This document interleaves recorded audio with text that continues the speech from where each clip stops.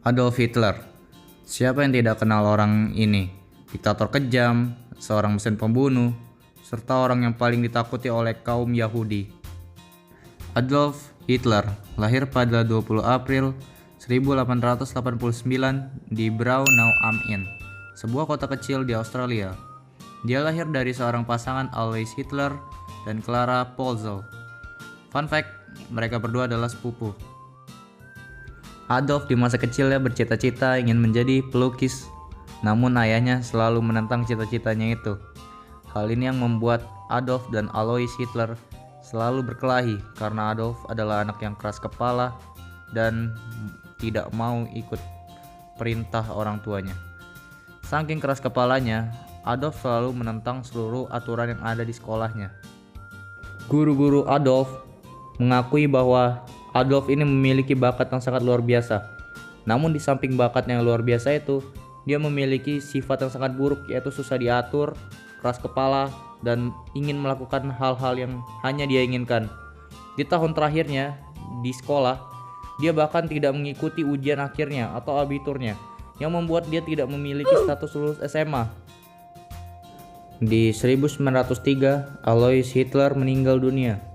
Adolf dan temannya yang bernama Kubizek memutuskan untuk pergi ke kota Wina untuk mengejar mimpinya menjadi seorang seniman. Di sini adalah hal yang paling menyakitkan bagi Adolf Hitler. Dia melihat temannya Kubizek di-apply langsung oleh musical school di Wina. Namun Adolf Hitler sudah 2 kali tidak diterima di Akademi der Bildenden Kunst Wien. Para profesor di akademi tersebut bilang Hitler itu lebih baik menjadi seorang arsitek dibandingkan menjadi seorang seniman. Mereka melihat potensi Hitler itu lebih bagus di bagian arsitek dibandingkan seni. Namun untuk menjadi seorang arsitek, Adolf harus punya abitur atau surat yang bilang bahwa dia lulus SMA, yang sayang sekali dia nggak punya karena dia melewatkan ujian akhirnya. Di titik itulah Hitler mulai menyesali seluruh perbuatan yang mengapa dia dulu selalu bermalas-malasan dan selalu membangkang. Sudah jatuh, tertimpa tangga pula. Inilah pepatah yang mungkin mencerminkan Adolf. Sudah tidak diterima di sekolah seni, tidak bisa masuk ke sekolah arsitek. Bahkan di tahun 1908 ibunya meninggal.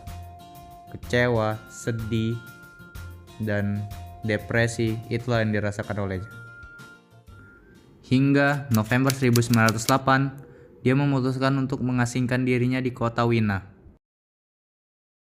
Di fase ini, Adolf Hitler yang kita kenal perlahan muncul. Jadi dari abad pertengahan, kota Wina itu terkenal sama sentimen terhadap orang-orang Yahudi. Saat itu pun wali kotanya anti sekali sama orang-orang Yahudi ini. Membenci orang Yahudi itu adalah sesuatu yang umum. Mereka dianggap licik, serakah, selalu hidup eksklusif, dan dicap bahwa banyak ancaman-ancaman pemberontakan di Eropa yang dipimpin sama orang-orang Yahudi. Adolf Hitler yang sedang di fase-fase depresi dan kecewa, mulai ke bawah dengan kebencian-kebencian yang ada di sekitar lingkungannya. Tapi di tahun 1910, hidupnya tiba-tiba berubah karena Adolf tiba-tiba mendapatkan uang warisan dari tantenya. Dia berpikir, hidupku ini sudah mulai membaik nampaknya. Dia juga telah mendapatkan pekerjaan di sebuah perusahaan iklan. Pada Mei 1913, Hitler memutuskan berhenti dari pekerjaan yang sebelumnya untuk pindah ke München di Jerman. Ternyata di München, lukisan-lukisan Adolf itu lebih diapresiasi daripada di Wina. Dia dapat penghasilan cukup tinggi meskipun dia cuma jadi seniman jalanan. Bahkan penghasilannya lumayan baik dan membaik seiring waktu. Bahkan penghasilannya itu lebih baik daripada penghasilan pegawai bank. Dari sinilah Adolf muda pada saat itu mulai menyukai Jerman. Mulai muncullah dari sini rasa-rasa nasionalisme.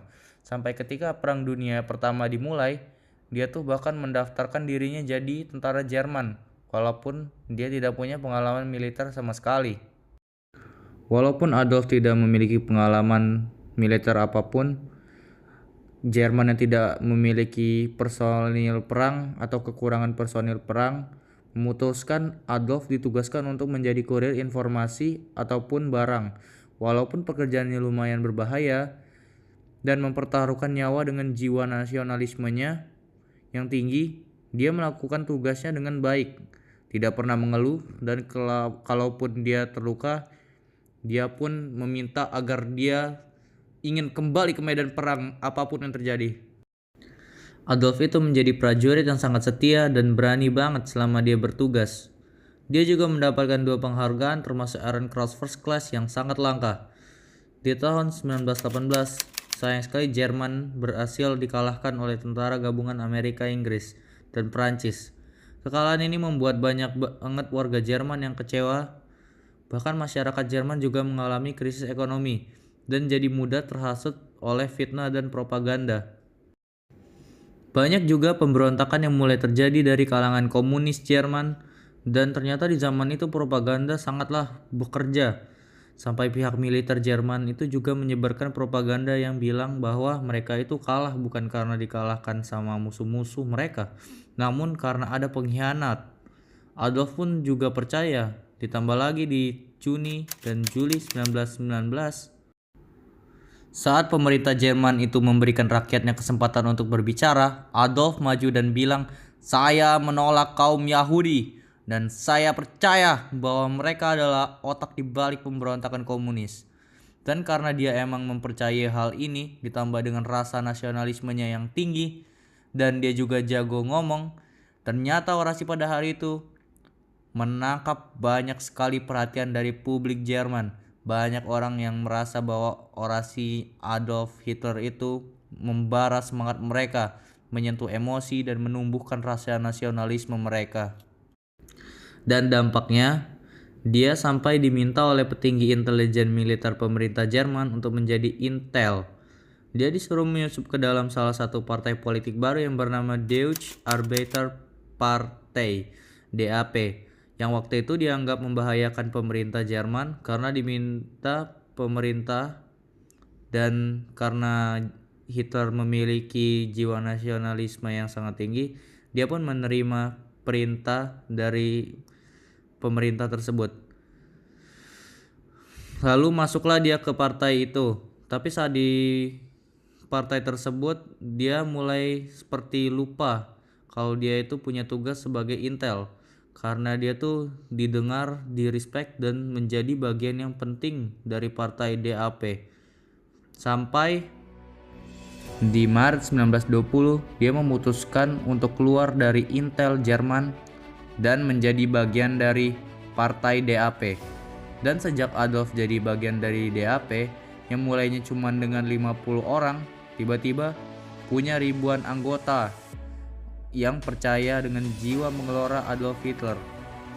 Dan dia juga di partai itu tiba-tiba pangkatnya naik cepat sekali sampai akhirnya dia menjadi pemimpin partai dan mengubah nama partai DAP menjadi yang kita kenal dengan nama Nazi.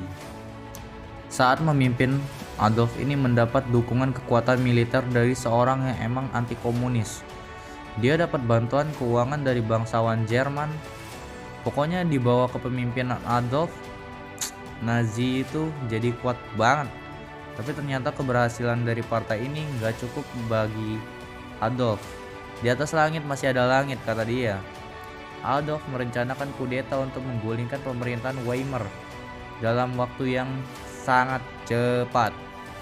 Di 1923, dia memulai kudeta ini yang dikenal dengan nama Beer-Hall-Putsch. Tapi sayangnya kudeta ini gagal gara-gara tidak direncanakan dengan matang. Petinggi-petinggi partai Nazi ditangkap termasuk Adolf. Yang dari sinilah Adolf sama partainya itu dianggap radikal. Februari 1924, Adolf diadili dan mestinya pada saat itu dia sebagai seorang pemberontak tuh dihukum mati.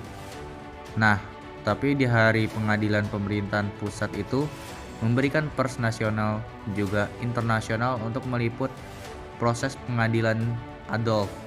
Seperti yang kita bahas tadi, Adolf ini sangat jago orasi. Dia sampaikan gagasannya dan partainya di pengadilan. itu sampai yang dia katakan itu terdengar satu dunia, dan para hakim yang memimpin sidangnya itu sampai simpati sama Adolf. Dan di akhir persidangan dia cuma dihukum 5 tahun penjara, tidak jadi dihukum mati. Selama di penjara, Adolf menulis buku yang berjudul Mein Kampf. Ini buku bersejarah yang berisi ideologi Adolf dan rencana untuk masa depannya untuk Jerman. Maret 1925, baru di penjara 9 bulan, dia dilepas, dan pas dilepas dia langsung melakukan strategi politiknya. Dia berfokus kembali untuk membangun lagi Nazi pakai propaganda dan pidato-pidato karismatiknya, sampai dia kembali mendapatkan dukungan masyarakat. Adolf juga mendepak orang-orang dari Nazi yang mau gerak sendiri tanpa dirinya. Di tahun 1928 sampai 1930, dunia itu lagi dilanda krisis ekonomi yang sangat-sangat buruk. Dan di saat yang sama, Adolf mendapatkan momentum untuk berkampanye. Dan di kampanye itu, dia tidak lagi membicarakan strategi ekonomi atau menjanjikan kebijakan tertentu yang diomongin itu straight to the heart. Dia ngomongin bahwa dengan dia Jerman akan bisa kembali ke masa kejayaannya dan ditakuti serta disegani oleh negara-negara lain. Hitler sangat tahu cara membangkitkan semangat-semangat orang yang sedang terpuruk dan putus asa. Dia tahu apa yang harus dia katakan untuk membangunkan semangat orang-orang ini dan memilihnya. Dan akhirnya partai Nazi itu mendapatkan jumlah suara terbesar kedua pada pemilu September 1930. Pada pemilu 1932, partai Nazi berhasil menjadi partai terbesar di parlemen. Pada masa itu, Presiden Jerman yang bernama Paul von Hindenburg didesak untuk mengangkat Adolf sebagai konselor atau perdana menteri. Dan akhirnya di 1933 dia terpaksa diangkat jadi perdana menteri. Keputusan itu yang merubah segalanya. 2 Agustus 1934, Paul von Hindenburg meninggal dunia. Dan 17 hari kemudian Adolf langsung melakukan referendum atau pemungutan suara publik untuk menyatukan posisi Perdana Menteri sama Presiden, dan hasilnya 90% rakyat Jerman setuju dan Adolf Hitler secara resmi menjadi pemimpin mutlak Jerman. Dengan khususnya, dia mencoba untuk mengembalikan kejayaan Jerman dengan dor menyerang Eropa Timur, Rusia. 1 September 1939, dia menginvasi Polandia. Dan inilah yang memulai Perang Dunia Kedua. Pada tahun 1941 sampai 1945, Adolf juga membangun kem-kem kumuh dengan tembok yang tinggi-tinggi dilengkapi sama kawat berduri. Dan di seluruh wilayah-wilayah Eropa yang dikuasai sama Nazi, tempat-tempat ini dinamakan ghetto. Dan kem itulah yang digunakan untuk menghabisi atau memusnahkan orang-orang Yahudi. Dan tragedi itulah yang kita kenal dengan nama Holocaust. Sampai hari ini, Holocaust itu menjadi pembantaian manusia terencana yang paling mengerikan dalam sejarah. Menurut laporan, Nazi menghabisi 6 juta orang Yahudi. Bahkan 1 juta dari mereka adalah anak-anak. Selain orang Yahudi, Adolf juga melenyapkan 5 juta orang lainnya yang terdiri dari orang-orang Slavia, Romania, Gypsy, Jehovah's Witnesses, homoseksual, dan juga lawan-lawan politiknya. Pada tahun 1945, Adolf sekali lagi ditampar dengan realita hidup bahwa walaupun dia sudah sekuat itu, terkadang kita tidak bisa meremehkan lawan kita. Dan tentara Uni Soviet pun masuk dan sudah berhasil menguasai Berlin. Adolf mendapatkan berita bahwa dia menjadi buronan dari pasukan tentara Uni Soviet, dan karena itu pada 30 April 1945, dari catatan sejarah, Adolf Hitler dan istrinya Eva Braun memutuskan untuk mengakhiri hidupnya dengan menelan kapsul berisi cyanida dan juga menembak dirinya sebelum tubuhnya diceritakan dibawa keluar untuk dibakar. Sebelumnya perkenalkan, nama saya Farel Rayandra Irawan dengan NPM 2412011282. Di sini saya telah menceritakan asal muasal dari orang yang paling kita takuti, yaitu adalah Adolf Hitler. Di sini masih misteri, dia itu sebenarnya bunuh diri atau tidak.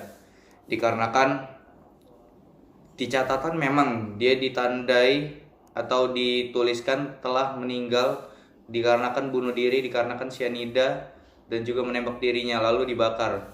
Namun setelah itu jasadnya tidak pernah ditemuin.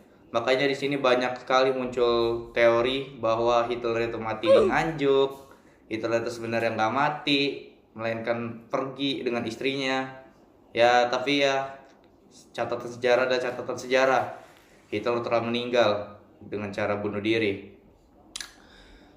Mungkin ini adalah video yang bisa saya tampilkan.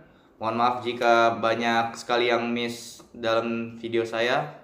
Wassalamualaikum warahmatullahi wabarakatuh.